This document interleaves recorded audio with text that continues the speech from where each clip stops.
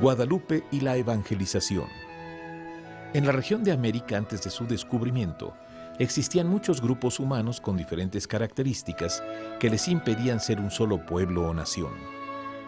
Algunas características que los diferenciaban eran la lengua, ya que en el territorio que hoy ocupa México y Centroamérica habían más de 83 lenguas diferentes, lo cual impedía la comunicación y unificación entre ellos.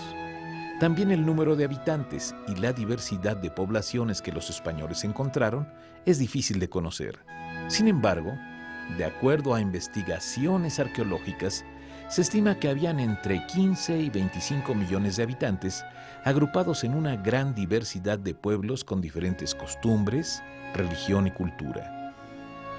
Los diferentes grupos tenían diferentes dioses y en general eran politeístas.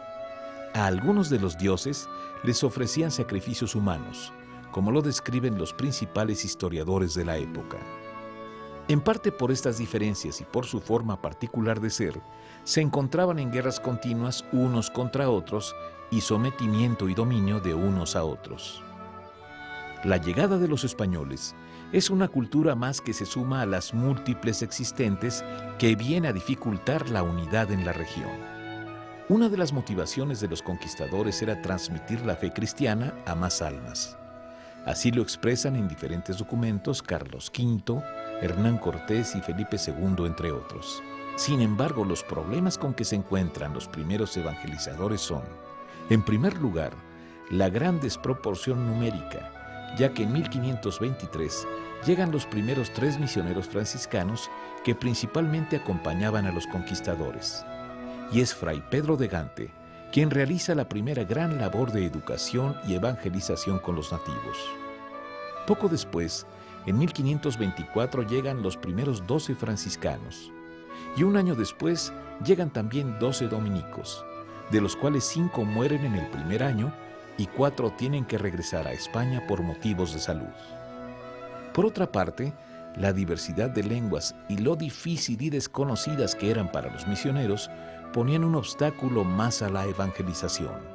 También la resistencia propia de los indígenas, que se negaban a abandonar sus antiguas prácticas religiosas y a sus ídolos, producían muchas falsas conversiones y muy poco avance en la evangelización. A pesar de los grandes esfuerzos y de la gran calidad humana y cristiana de los evangelizadores, que desde sus primeros contactos con los nativos les muestran los principios de la doctrina en un inicio por medio de señas, que poco lograban en el entendimiento, conocimiento y conversión de los indígenas. En medio de esa resistencia pasiva a la evangelización, se aparece Nuestra Señora de Guadalupe al indio Juan Diego, provocando una aceptación generalizada al mensaje cristiano y una conversión masiva de los indígenas, a quienes les decía mucho la persona y la vestimenta de la Señora del Cielo. Posteriormente, los mismos españoles la aceptan, aunque al principio se resistían por no querer contaminar el anuncio cristiano con los elementos indígenas, lo cual consideraban un sincretismo indebido, puesto que hasta ese momento se habían esforzado en desterrar todo vestigio de las religiones anteriores.